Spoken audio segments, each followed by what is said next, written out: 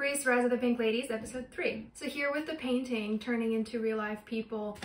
God, I love this show so much. I don't know what that's called. Is that like breaking the fourth wall, meta? Just creative. I love this show so much, and it taught me a lot about how far I can take my own writing. It's in the realm of Euphoria for me. The cinematography of both these shows are different genres, but the creativity and meta fourth wall breaking stuff, that's in the same realm. I'm obsessed with Grease and Euphoria for these reasons. They're so revolutionary in my opinion. They're doing what Eternal Sunshine of the Spotless Mind did to me. If you have any things that are similar, suggestions, please let me know. I will eat that up. So we finally got introduced to Hazel, Chanel. She's so lovely. The stars, they still shine. Orion says hi. Everything's changed, but I got the same sky. I love these lyrics. Go Justin. Know the constellations never lie. This, I will critique this one scene.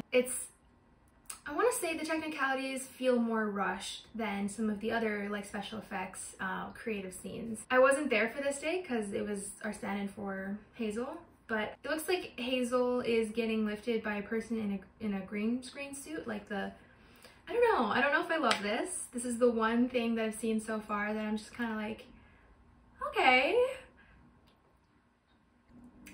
It's leaving a little something to be desired. Look at the background performers here. That is just a fine example of how incredible every component of our crew was. Unfortunately, there's a stigma against background performers. They're not treated as well as they should sometimes.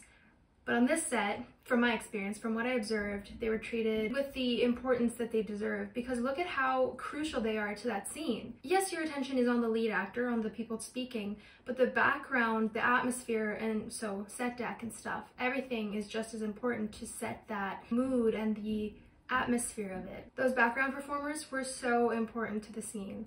They spent the time to block, to rehearse, so they're just as important to the scene as everything else. It's really cool to see that. So this day was hilarious. We had all this food and we were like, what the hell is this?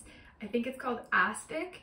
So it's some 1950s jello meat stuff. It was disgusting, but the set deck was on point. It looked so authentic. I can't believe they used to eat stuff like that. La primera presidenta de la Navidad y además mexicana. This is when I got COVID. I was so careful for so long. This is embarrassing to admit, but I cried. I cried when I got COVID because I was just worried. Paramount had a mandatory 10-day period of isolation, and I was like, well, what if they'll just replace me and I lose the best job, the best thing I've ever had in my life? I don't want to be sick. It was horrible.